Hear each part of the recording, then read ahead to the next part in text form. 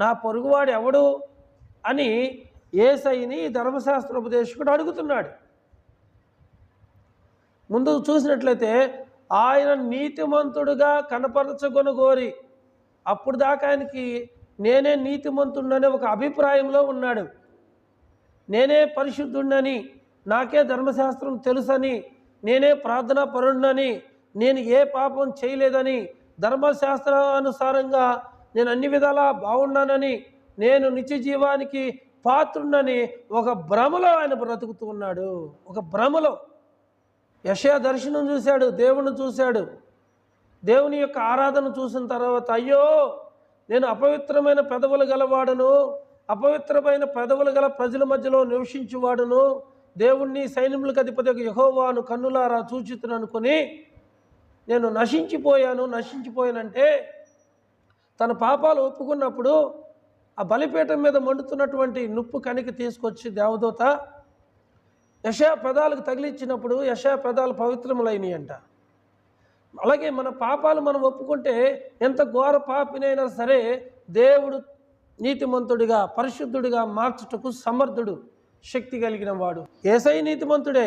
ఈయన అనుకున్నాడు నేను నీతిమంతుడని కనపరచుకొని కోరి ఆయనను నా పొరుగువాడు ఎవడు అని అడిగినప్పుడు అతనికి ఒక చక్కని ఉపమానం చెప్పాడు. ఒక పారబుల్, ఒక మంచి స్టోరీ చెబుతున్నాడు యేసయ్య. యెరూషలేములో నుండి యెరికో పట్టణానికి ఒక వ్యక్తి దిగి వస్తున్నాడు. ఈ దిగి వచ్చే వ్యక్తి మంచి ప్రార్థనాపరుడు, దేవుడు అనుగ్రహించిన రక్షణ పొందుకున్నాడు. ప్రతి ఆదివారము ప్రతి నెలాంతరము బల్లారాధనలో కూడా పాలు పంపులు పొందుతాడు, పాటలు పాడతాడు, ప్రార్థన చేస్తాడు, వాక్యం తెలుసు, అన్నీ తెలుసు. ఆయన యెరూషలేములో నుండి యెరికో పట్టణానికి దిగి వస్తున్నాడు, నడుచుకుంటూ వస్తున్నప్పుడు మార్గ మధ్యలో కొంతమంది దొంగలు ఆయనను పట్టుకొని ఆయనను కొట్టి ఆయన వస్త్రాలు ఆయన దుస్తులు లాక్కొని ఆయన దగ్గర ఉన్నదంతా లాక్కొని కొర ప్రాణాలతో విడిచిపెట్టేసేసి వెళ్ళిపోయారు దొంగలు. ఆయన తల మొదలుకొని అరికాలు వరకు అంత గాయాలతో రక్తసిక్తమై చాలా బాధపడుతూ మూలుగుతూ ఆ దారి పక్కన పడిపోయాడు. ఆ దొంగల చేతిలో కొట్టబడిన వ్యక్తి మంచి ప్రార్థనాపరుడు అని చెప్పాను నేను. చర్చికి వెళ్ళే వ్యక్తి. ఆ వ్యక్తి యెరూషలేమును విడిచిపెట్టి యెరికోకు దిగి వస్తున్నాడు.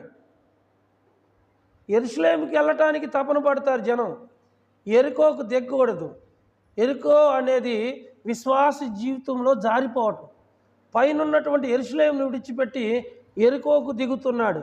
చాలామంది లోకపరమైనటువంటి అలవాట్లకు శరీర ఆశలకు లోబడి ఆత్మీయ జీవితాన్ని చాలామంది పాడు చేసుకొని వారు ఆత్మీయ జీవితాన్ని కోల్పోతున్నారు. అలాగే ఈయన యెరూషలేములో నుండి యెరికో పట్టణానికి దిగి వస్తున్నప్పుడు ఆయనకి లాభం వచ్చిందా నష్టం వచ్చిందా? నష్టం వచ్చింది. ఎటువంటి నష్టం అంటే ఆయన్ను కొట్టి గాయపరిచి ఆయన వస్త్రాలు లాక్కొని తన దగ్గర ఉన్నదంతా దోచుకొని వెళ్ళిపోయారు. దొంగ అవసరమైతే చంపడానికని వెనకాడరు, దోచుకొని వెళ్ళిపోయారు. వెళ్ళిపోయిన తర్వాత ఆయన మూలుగుతూ ఏడుస్తూ బాధపడుతూ ఉన్నాడు. అయ్యో నేను యెరికోకు దెక్కోకుండా ఉన్నా బాగుండేది, యెరూషలేములో ఉంటేనే నేను సురక్షితంగా క్షేమంగా ఉన్నాను అని ఆయన ఆలోచించుకుంటూ బాధపడుతూ ఉన్నాడు. ఆ మార్గం గుండా యాజకుడు వెళ్తున్నాడు. ఎవరు? యాజకుడు అంటే పాస్టర్ గారు. యాజకుడు అంటే ఎవరు? పాస్టర్ గారు వెళ్తున్నాడు. ఈ పాస్టర్ గారికి ఆ విశ్వాసికి మంచి రిలేషన్ ఉంది.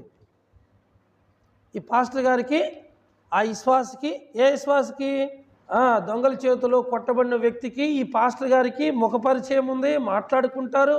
ఆయన వారం వారం దేవుని సన్నిధికి వస్తాడు. మరి పాస్టర్ గారు ఆ వ్యక్తిని చూశాడు, అతని మీద ఏ మాత్రం జాలి పడుకోకుండా వెళ్ళిపోయాడు. మనకెందుకులే అనుకొని వెళ్ళిపోయాడు. కొన్ని రోజుల క్రిందట పాస్టర్ గారు ఒక బైక్ మీద దేవుని వాక్యం అందించడానికి ఒక గ్రామానికి వెళ్తున్నాడు. మంచి ఎండాకాలం. 2 కాళ్ళు లేని వ్యక్తి దారి పక్కన కూర్చొని పాస్టర్ గారిని అడిగాడంట, అయ్యా నన్ను అక్కడ దాకా ఎక్కించుకోండి బండి అని, ఆ ఊరు దాకా ఎక్కించుకోండి అయ్యా అని అడిగితే, లేదు లేదు నాకు టైం లేదు, నేను మీటింగ్లో వాకింగ్ చెప్పాలని చెప్పేసి ఏమాత్రం అతను పట్టించుకోకుండా వెళ్ళిపోయిన తర్వాత దేవుడు ఆ పాస్టర్ గారితో మాట్లాడాడంట. ఎక్కడికి వెళ్తున్నావంటే, మీటింగ్లో వాకింగ్ చేయడానికి వెళ్తున్నాను ప్రభువా అన్నాడంట. నువ్వు నా సేవకుడిగా పనికిరావు, నువ్వు సేవ మానేసేయమని చెప్పాడంట దేవుడు. ఎందుకు ప్రభు అంటే, కాళ్ళు లేక 2 కాళ్ళు లేక ఎండలో కూర్చున్న వ్యక్తి నేను సహాయం అడిగితే నువ్వు తృణీకరించి ఎవరికి వాక్యం చెప్పడానికి వెళ్తున్నావు, ఎవరికి నా ప్రేమను ప్రకటించడానికి వెళ్తున్నావు అని గద్దించాడంట దేవుడు. వాస్తవానికి దేవుడు మాట్లాడాడంటే ఎట్లా మాట్లాడతాడు, మనకు ఒక తలంపు వచ్చింది మనసులోకి. కొన్ని సందర్భాల్లో కొంతమందికి మనం వచ్చిన వాళ్ళకి సహాయం చేసే అవకాశం ఉన్నా చెయ్యం. వాళ్ళు దాటి వెళ్ళిన తర్వాత బాధపడతాం, అయ్యో చేసినా బాగుండేదే, కొంచెం పెట్టినా బాగుండేదే, ఇచ్చినా బాగుండేది. నీకు తర్వాత వాళ్ళు కనపడరు కదా. అవకాశం ఉన్నప్పుడు నువ్వు చేయాలి, కానీ అవకాశం అంతా అయిపోయిన తర్వాత నువ్వు బాధపడితే వాళ్ళు దొరుకుతారా? దేవుడు గద్దించాడంట. పాస్టర్ గారు మరలా వెనకొచ్చి ఆ 2 కాళ్ళు లేని వ్యక్తిని బైక్ మీద ఎక్కించుకొని తీసుకుని వెళ్ళి అది ఎక్కడ దిగాలి అక్కడ దించి తర్వాత మీటింగ్కి వెళ్ళాడంట. ఎప్పుడైనా సరే దేవుని బిడ్డలకి హెల్పింగ్ నేచర్ అనేది ఉండాలి. ఇక్కడ పాస్టర్ గారు ఆయన్ను చూశాడు. ఆయన చూసినప్పుడు ఏం చేయాలి? జాలిపడి మనకు తెలిసిన వాడని పోయి సహాయం చేయాలి. సహాయం చేయకుండా నాకెందుకని వెళ్ళిపోయాడు. ఎవరైనా యాజకుడు. తర్వాత కొద్ది సమయానికి లేవీడు వచ్చాడు. లేవీడు అంటే దేవుని హత్తుకున్నవాడు అని అర్థం. లేవీడు అంటే దేవుణ్ణి హత్తుకున్నవాడు, అంటే ఒక విశ్వాసి. విశ్వాసి ఏంటంటే చర్చికి వచ్చినప్పుడు పక్కనే కూర్చుంటారు, ప్రార్థనకు వచ్చినప్పుడు పక్కనే కూర్చుంటారు. మరి ఈ లేవీడు కూడా ఆ వ్యక్తిని చూశాడు. చూసినప్పుడు ఇతను ఏం చేయాలి? పోయి ఆయనకి సహాయం చేయాలి. సహాయం చేయకోకుండా అయ్యో పాపం అనుకుంటూ ముందుకెళ్ళిపోయాడు, కానీ అతని దగ్గరికి అయితే వెళ్ళాల. అతనేమో పాస్టర్ గారు, ఇంకొక అతనేమో ప్రార్థనకి వెళ్ళే విశ్వాసి. వీళ్ళిద్దరూ చేయలే. అసలు ప్రార్థనకే వెళ్ళని ఒక వ్యక్తి ఉన్నాడు, దేవుడంటే తెలియని ఒక వ్యక్తి ఉన్నాడు. ఆయన దారి పొడుగుని వెళ్తూ ఉన్నప్పుడు అతను చూశాడు. అయితే ఒక సమరయుడు ప్రయాణమైపోవచ్చు, అంటే పని లేక వెళ్తలా, పని మీద వెళ్తున్నాడు. ప్రయాణమైపోవచ్చు అతడు పడి ఉన్న చోటికి వచ్చి అతనిని చూశాడు. వినండి, యాజకుడు చూశాడు, లేవీడు చూశాడు, ఇతను చూశాడు. కానీ అతను చూచి అతని మీద జాలిపడ్డాడు. దేవుని బిడ్డలకు దయను సత్యమును, అవి దయను సత్యం, దయా సత్యం అనేది నిన్ను ఎప్పుడూ విడిచిపెట్టి వెళ్ళకూడదు. అవి కంఠభూషణముగా ధరించుకోవాలి. ఈరోజు స్త్రీలు కావచ్చు, పురుషులు కావచ్చు, డబ్బున్న వాళ్ళైతే ఎక్కువగా చైన్లు, చైన్లు, ఉంగరాలు, బ్రాస్లెట్లు, లేకపోతే వాళ్ళకు ఉన్నటువంటి పరిస్థితిని బట్టి. ఎందుకు అవి ఎందుకు ధరిస్తారు? అవి అలంకరణ, వాటి వల్ల కూడా మనుషులను గౌరవిస్తారు.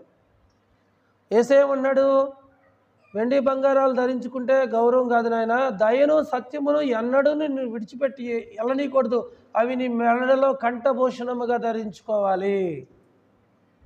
దేవుని బిడ్డలకి దయ ఉండాలి,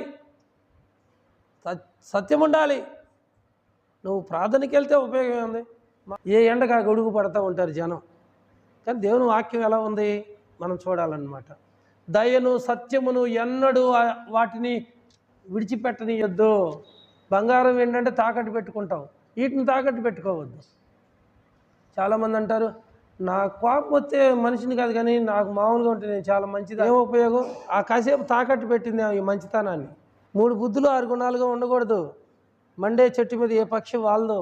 మనం ఎవరితోనైనా ప్రేమగా మాట్లాడితేనే ఎవరైనా మన దగ్గరికి వస్తారు. కాబట్టి నువ్వు చిన్న వస్తువైనా పెద్ద వస్తువైనా చెప్పి తీసుకో, అడిగి తీసుకో. అది నీకు గౌరవం, ఆశీర్వాదం కూడా. అడగకోకుండా ఎవరిది కూడా తీసుకోకూడదు. అది మంచి పద్ధతి కాదు. దయను సత్యమును ఎన్నడూ మనల్ని విడిచిపెట్టి వెళ్ళనియ్యకూడదు. ఇప్పుడు యాజకుడు వెళ్ళిపోయాడు, లేవీడు వెళ్ళిపోయాడు, సమరయుడు వచ్చాడు. సమరయుడికి దీర్ఘ ప్రార్థనలు చేయటం అసలు ప్రార్థనే రాదు ఆయనకి. ఆయన ప్రయాణమై వెళ్తూ ఉన్నాడంట. ఒక మంచి పని మీద వెళ్తున్నాడు ఆయన.